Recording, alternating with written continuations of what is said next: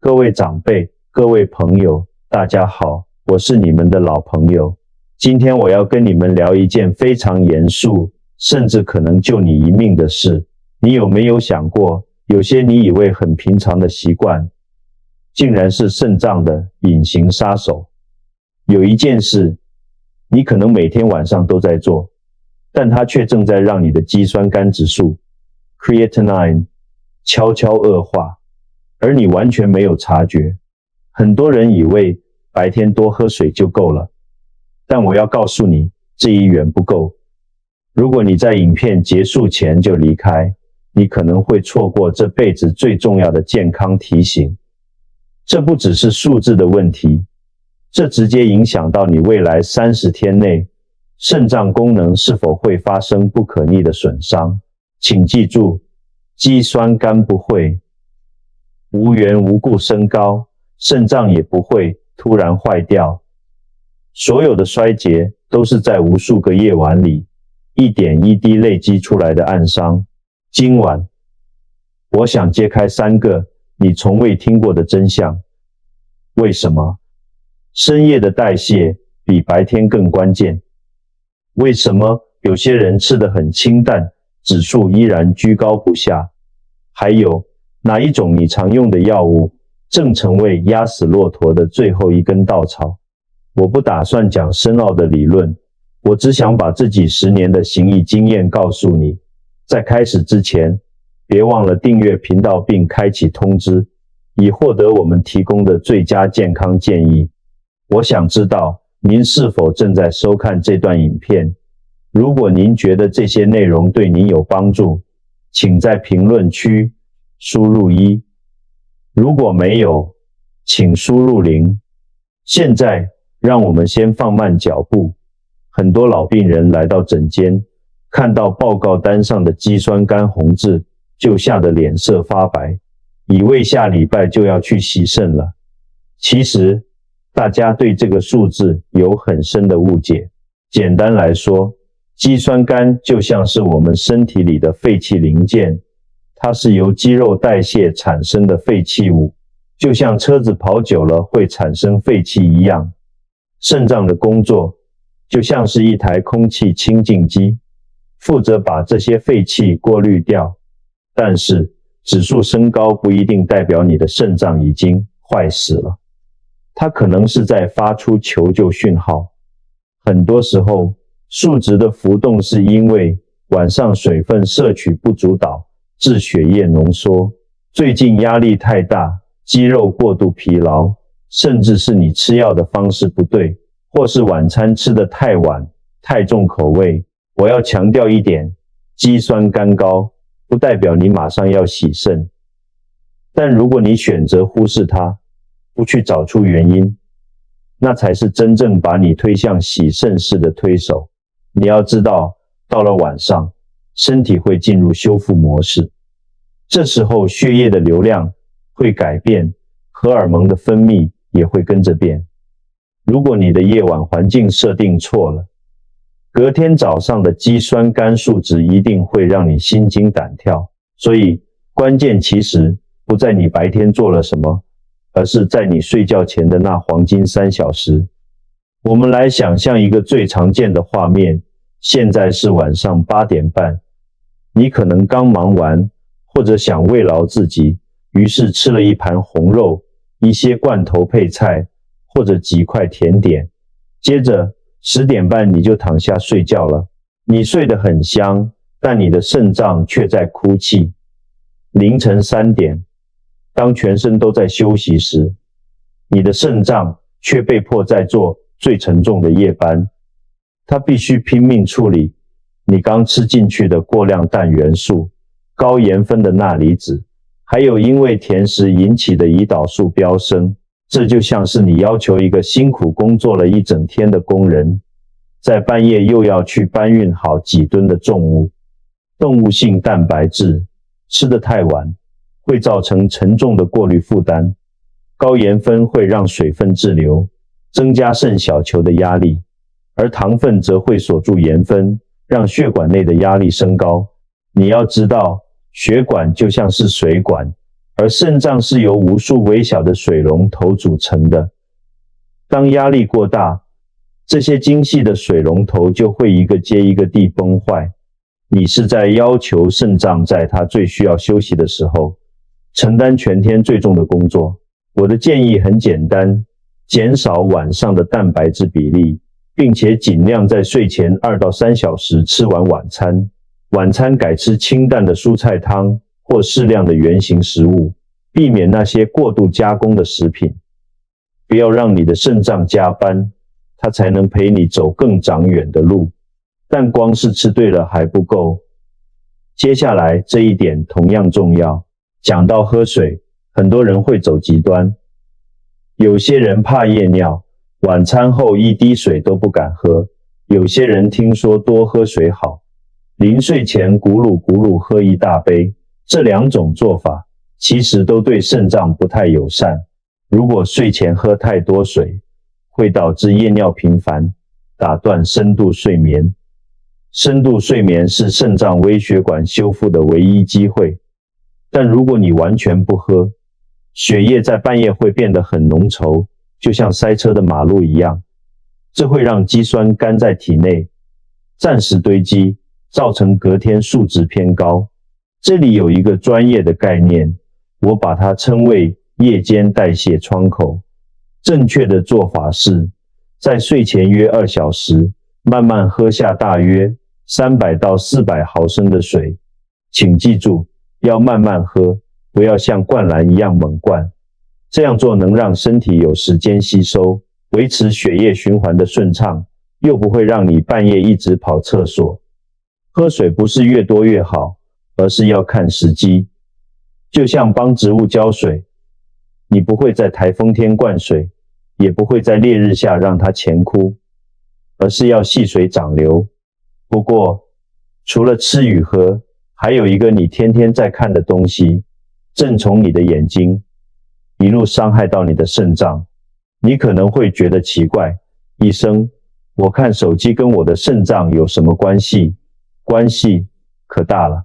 当你躺在床上看手机荧幕时，蓝光会抑制大脑分泌褪黑激素。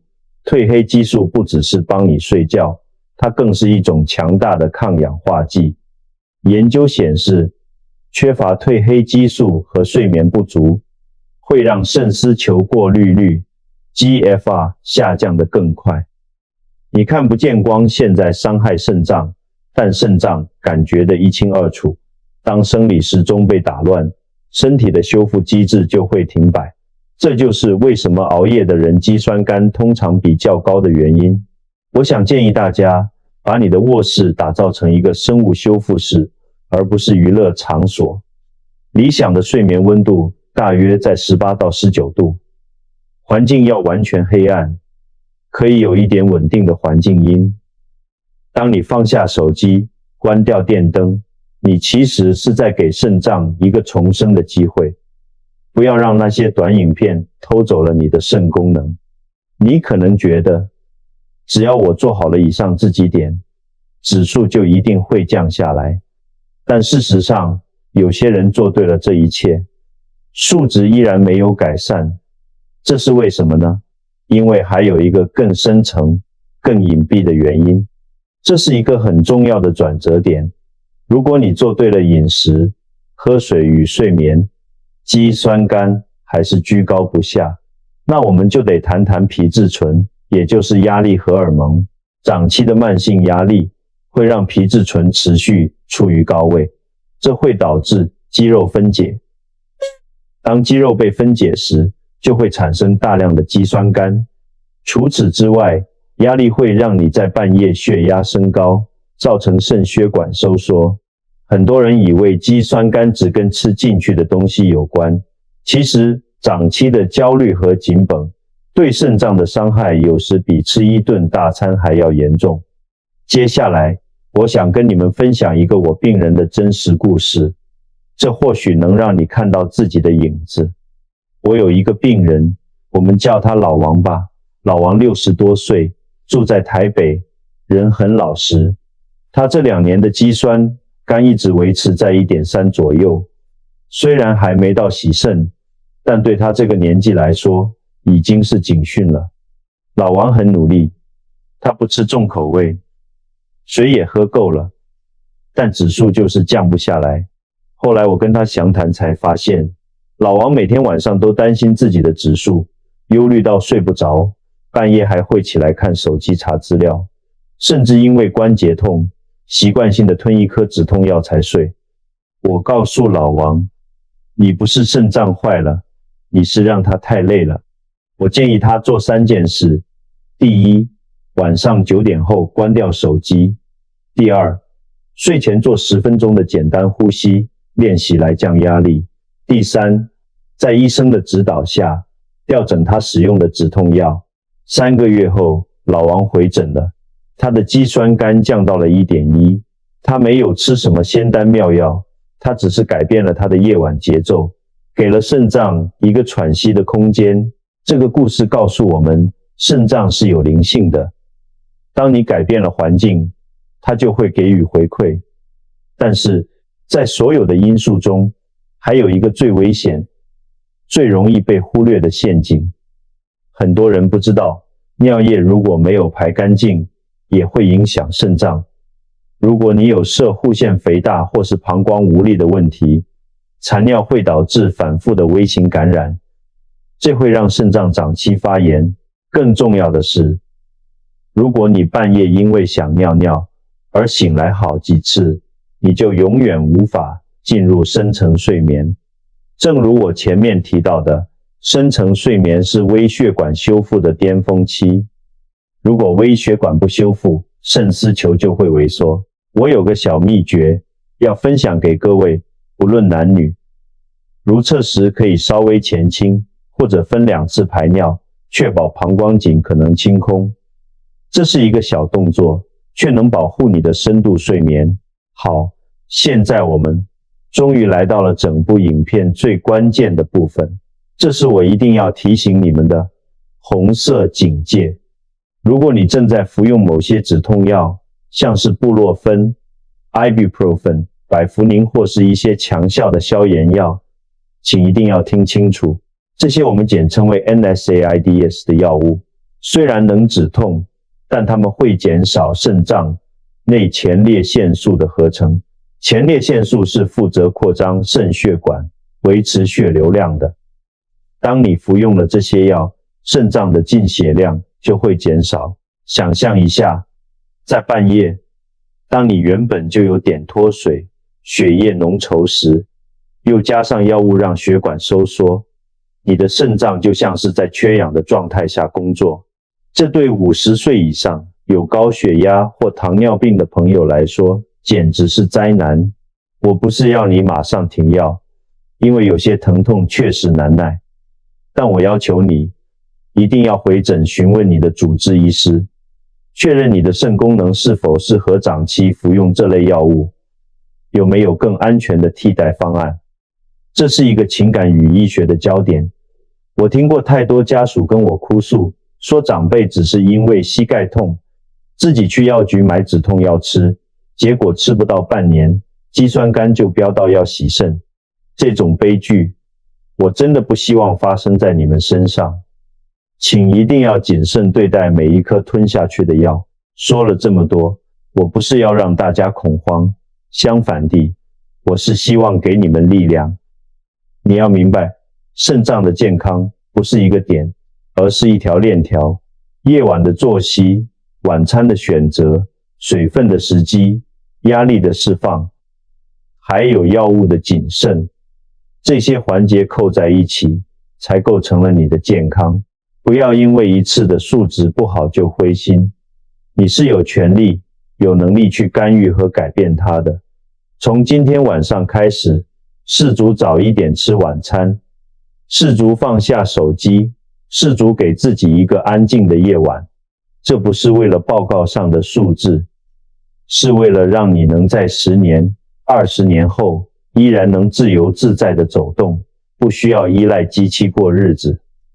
想象一下5年后、10年后的你，因为你今天听进去了这些建议，你的身体依然硬朗，你不需要每个礼拜跑3次医院，你还可以带着孙子去公园散步，可以和家人到处旅行。